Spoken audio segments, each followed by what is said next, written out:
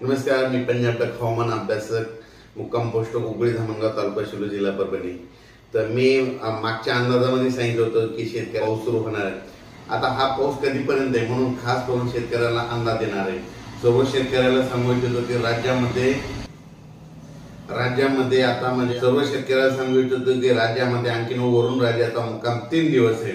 म्हणजे राज्यात 3 दिवस आणखीन वरुण राजा हजेरी लावणार आहे। 22-23 पर्यंत राज्यात पाऊस असणार आहे, पण आज देखील राज्यामध्ये जोरात पाऊस पडणार आहे म्हणून हा अंदाज लक्षात घ्यायचा। आणि 11च्या नंतर म्हणजे दुपारी 11 ते 2-2:30 पर्यंत ऊन पडेल आणि पुन्हा 3-4च्या नंतर जे इतका आभाळ येईल आणि 3 पासून तर रात्रीपर्यंत पुन्हा आज रात्री 20 तारखेपर्यंत जोराचा पाऊस येणार आहे म्हणून हा अंदाज लक्षात घ्यायचा।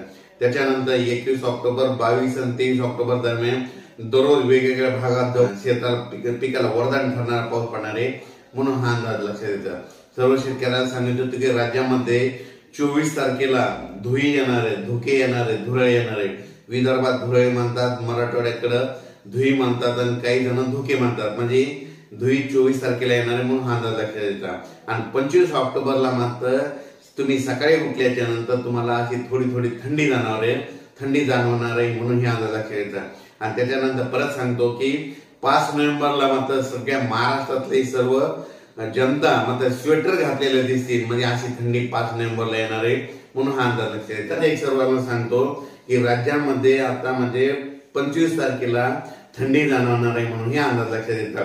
पण राज्यात मात्र आता आणखीन 20, 21, 22, 23 म्हणजे हे 4 दिवस आणखीन राज्यात भाग बदलपूरला जोराचा पाऊस पडणार आहे म्हणून हा अंदाज लक्षात घ्यायचा। विशेष म्हणजे 2:30च्या नंतर म्हणजे दुपारी 3-4च्या नंतरच पावसाला सुरुवात होणार आहे म्हणून हे अंदाज लक्षात। अचानक वातावरणात बदल झाला तर परत एक निश्चित दिला जाईल। धन्यवाद।